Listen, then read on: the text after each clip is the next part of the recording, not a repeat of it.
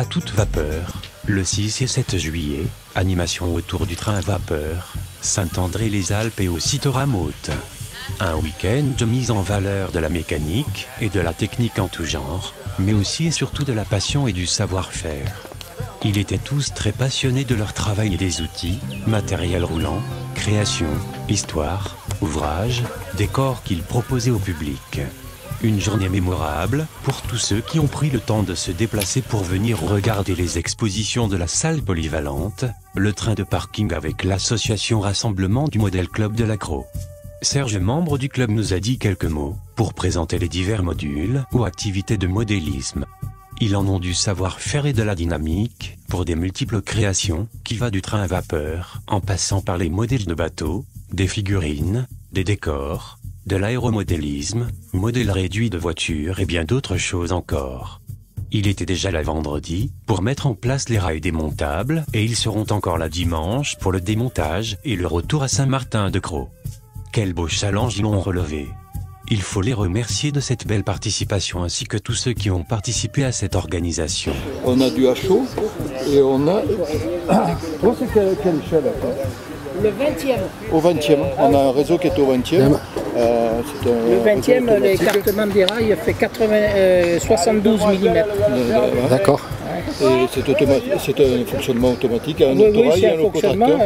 Il n'y a pas des... On a un réseau en HO, donc HO c'est le 87e, c'est ce réseau le plus courant.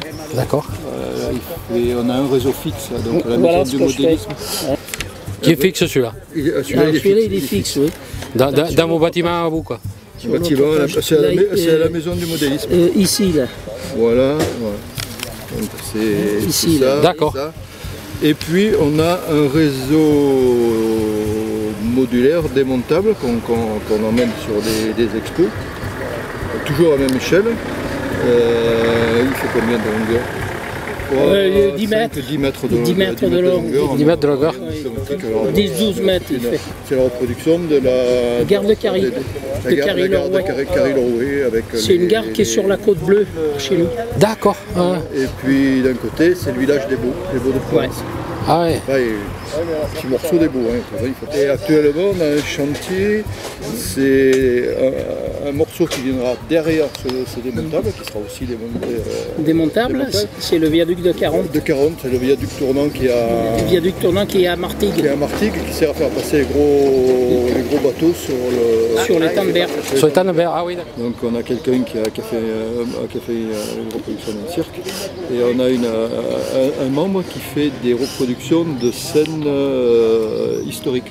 Serge nous expliquait aussi qu'un membre du club, qui compte un total de 100 personnes, travaille sur les scènes historiques à partir de documents officiels pour les recréer à l'identique sur les différents décors mis en exposition.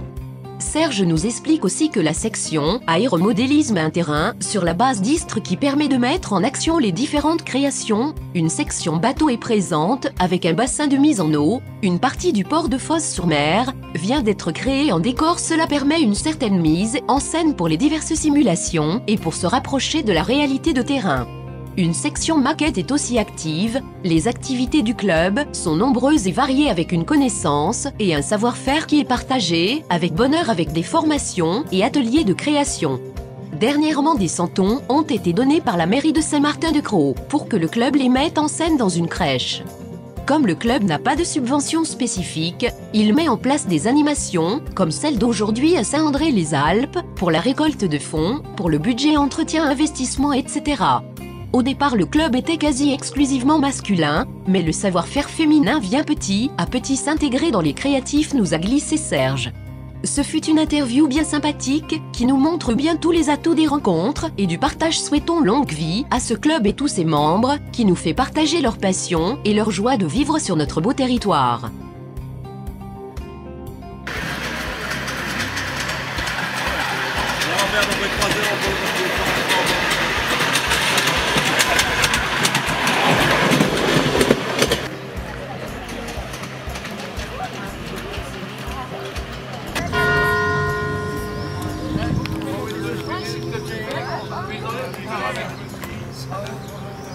C'est 1 € les 2 tours.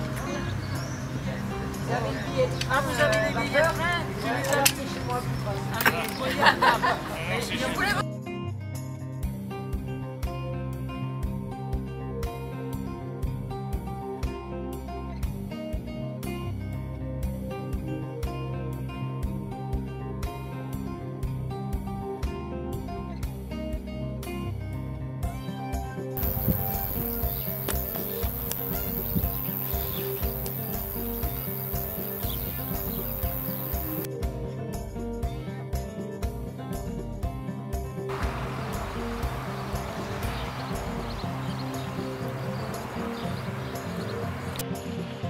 Comme lors du centenaire de la liaison Saint-André Puget-Théniers en 2011, le train à vapeur qui rejoint Thorame-Gare en 4 allers-retours était programmé à 10h et 15h juste après les liaisons quotidiennes avec les locomotives du chemin de fer de Provence.